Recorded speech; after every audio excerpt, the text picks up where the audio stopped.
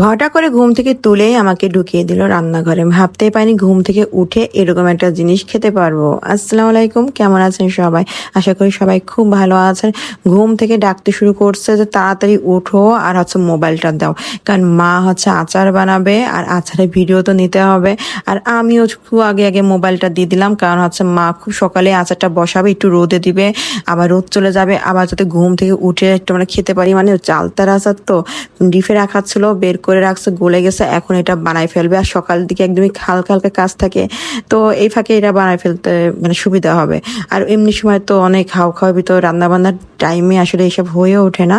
আর এই চালতার আচারটা বেশ অনেকদিন ধরে কুটে সিদ্ধ করে রাখা, কিন্তু সময়ের জন্য বানানো হচ্ছিল না। তো আমি এই যে একটু পাটায় ঘষাঘষি করতেছি, আসলে পাটায় বাটতে আমার বেশ ভালোই লাগে, কিন্তু সময় সময় বুঝে আর কি, মানে সব সময় না, যখন সময় থাকে। আর সবসময় সময়টা এখানে আসলেই হয়, মায়ের কাছে আসলেই আর কি হয়। তো এই যে বেটে নিচ্ছি একটু হালকা করে। আর আমি মশলাটা বানাতে বানাতে ঘিরানে আমার তো মনে হচ্ছে কখন আচারটা বানানো হবে। আর সেই ঘিরানে আমার ছেলেও চলে আসছে, মানে ঘুম থেকে উঠেই চলে আসছে রান্নাঘরে মা কি করে দেখার জন্য। আমার ছেলে নানু বাসায় আসলে এই যে বাইকটা নিয়ে চলে আসে, মানে ওর এখানে এটা লাগবে, বাসাতে ওর এটা অনেক বেশি প্রিয়। আর এটা নিয়ে ও আবার এটা করে নিয়ে মানে চলে আসে। আমি এত নিষেধ করি যে দরকার নেই দরকার নেই, তারপরও আমার ছেলে এটা নিয়ে আসবে, সেখানে চালাচালি করবে। আর এই যে আচারটার জন্য গুড় দিয়ে তো সিদ্ধ করা হয়ে গেল, আর বাকিটা মশলা করা হবে, শুকনো মরিচটাও বাটা হবে। মেন মজাই তো এটা, মিষ্টি আর ঝাল। আর আমরা যেহেতু এখানে খেজুরের গুড়টা দিচ্ছি, তো খেতে কিন্তু অনেক বেশি মজা হবে। আসলে এই আচার জিনিসটা এমন কেন হয়, মানে একবারই বানাইলে আর একবারই পর্যন্ত ঘ্রাণে ময়ময় হয়ে যায়, মানে এত ভালো লাগে এত ভালো লাগে কি বলবো।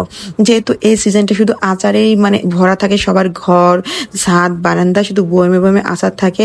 আর অনেকে আছে আচার দিয়ে অনেক বছরও কিন্তু পার করে দেয়, কিন্তু আফসোস আমাদের বাড়িতে এটা একদমই হয় না, কারণ আমাদের বাসাতে টক খাওয়ার মানুষের অভাব নেই। আর তার সাথে সাথে আচার আচার বানাতে বানাতেই অর্ধেক শেষ হয়ে যায়, আর কোনোভাবে একটু বাঁচায় রাখা হয় পরে খাওয়ার জন্য। এটাও কিন্তু একটা ভালো। অনেকেই আবার আচার দিলে ওই বয়মে নষ্ট হয়ে যায়, ছ্যাদলা হয়ে যায়, ওইটা কিন্তু অনেক কষ্ট লাগে যাই বলেন। তো এই যে হয়ে গেল আচার দিয়া, যেহেতু সকাল সকাল বারান্দায় একটা সুন্দর মিষ্টি রোদ আসে, তো এই ফাঁকে মা এটা রোদে দিয়েছে আর আমি একটু বসে বসে খাচ্ছিলাম। আর দেখেন আমার ছেলে চুপিয়ে চুপিয়ে এসে আমাকে ভিডিও করতেছে।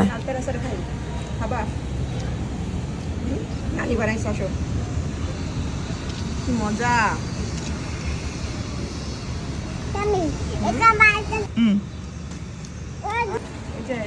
নানি চালতের আচার বানাইছে।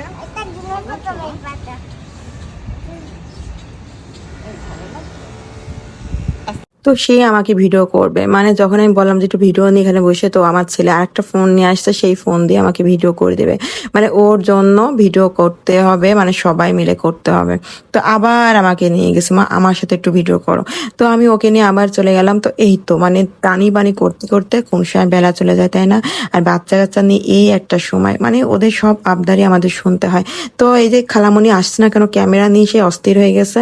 আর এই যে আমাদের রান্না বান্নাটা প্রিপারেশন চলতেছে, কি কি দুপুরে রান্না বান্না হবে। তো আমি মুরগির ঠ্যাংগুলো নিয়ে বসে পড়ছি, এরা কয়টা বাঁচবে এই জন্য। তো আজকে ভিডিওটা এই পর্যন্ত থাকলে সবাই ভালো থাকবে।